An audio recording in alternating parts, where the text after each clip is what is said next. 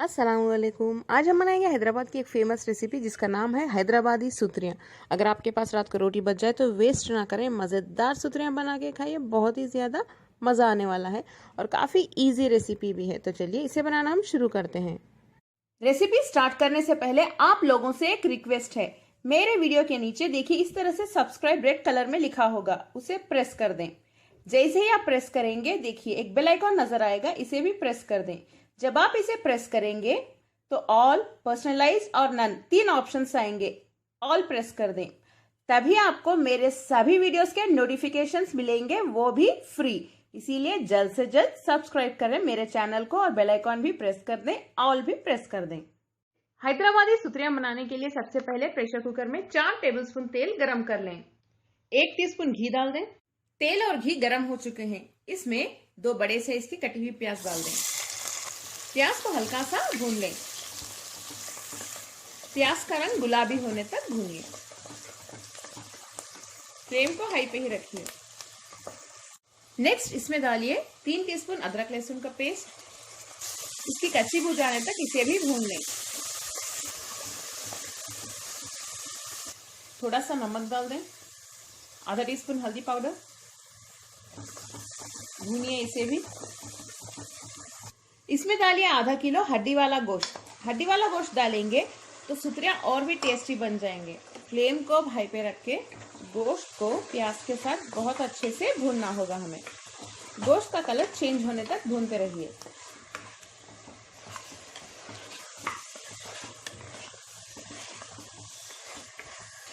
गोश्त को 2 मिनट के लिए हाई फ्लेम पे भूनने के बाद फ्लेम को लो पे रख दें। नेक्स्ट इसमें डालिए 2 टीस्पून लाल मिर्च पाउडर। इसे भी भून लें अच्छे से।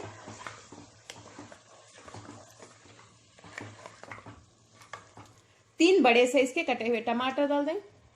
टमाटर सॉफ्ट होने तक इसे भूनते रहिए।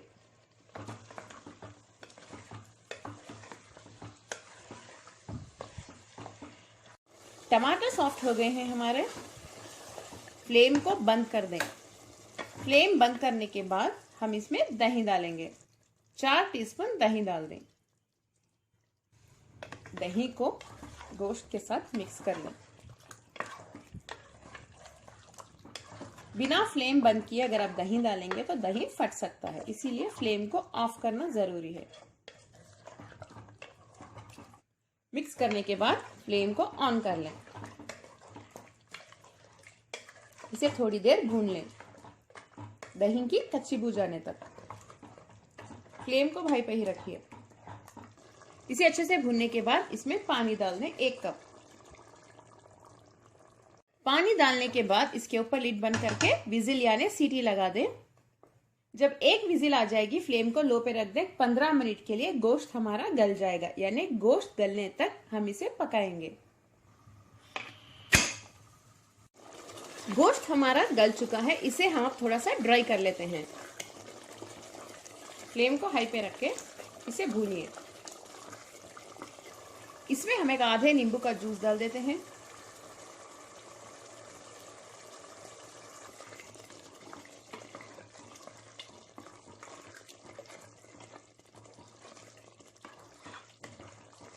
इसे अच्छे से भूनने के बाद हम इसमें पानी डाल देते हैं।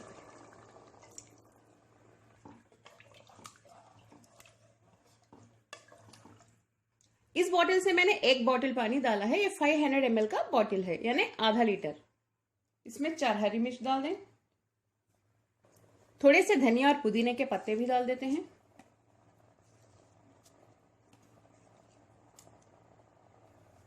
इसे मिक्स कर दें। हाई फ्लेम पे इसमें उबाल आने देते हैं। हमें चाहिए 6 रोटी या फुलके। यहाँ पे मैं फुलके यूज कर रही हूँ। अगर आपके पास रात को रोटी बच जाए या फुलके बच जाए तो वेस्ट ना करें, मजेदार सुतरियां बना के खाएं। बहुत ही ज्यादा मजे के बनते हैं ये। आप फ्रेश रोटी या फुलके का भी यूज करके सुतरियां बना सकते हैं। चलिए इसके हम छोटे छोटे पीसेस कट कर लेते हैं। इस तरह से तोड़ लें।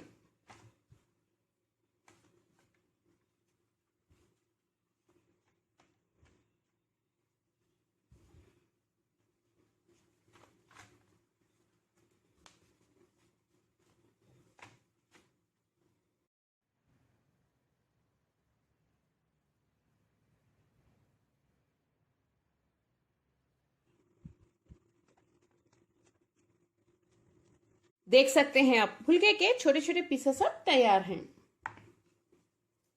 इसमें 1 टीस्पून गरम मसाला पाउडर भी डाल दें। जब ये बॉईल होना स्टार्ट हो जाए, इसमें फुलके के पीसेस डाल दें, फुलके के या रोटी के।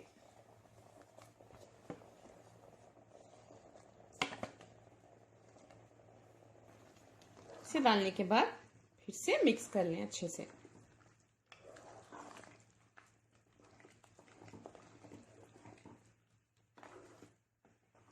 थोड़ा सा नमक भी डाल देते हैं।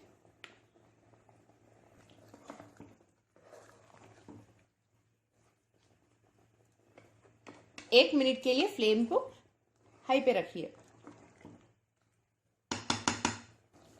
1 मिनट के बाद फ्लेम को लो पे रख दें, इसके ऊपर लिड बंद कर दें और ये पीसेस को अच्छे से पकने देते हैं इस ग्रेवी में, यानी फुलके के पीसेस को।